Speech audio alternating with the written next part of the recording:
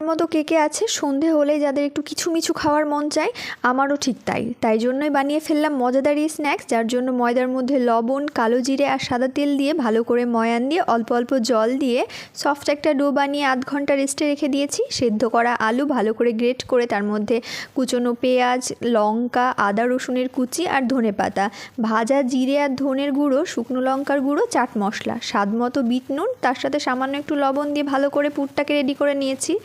এবার ময়দা থেকে লেচি কেটে ভালো করে পাতলা করে বেশ বড় একটা রুটি বেলে নিয়েছি। মাঝখানে একটা বাটি রেখে দিয়ে চারিদিকে পুরটা দিয়ে ঠিক এরকমভাবে চামচ দিয়ে স্প্রেড করে দিয়েছি। বাটি তুলে নিয়ে ছুরি বা পিৎজা কাটার যেটা আছে কোণ করে এইভাবে কেটে নিতে হবে, যেরকম ভিডিওতে দেখানো হচ্ছে। মাঝখানে একটু জল লাগিয়ে নিতে হবে যে জায়গাটা ফাঁকা অংশ ছিল।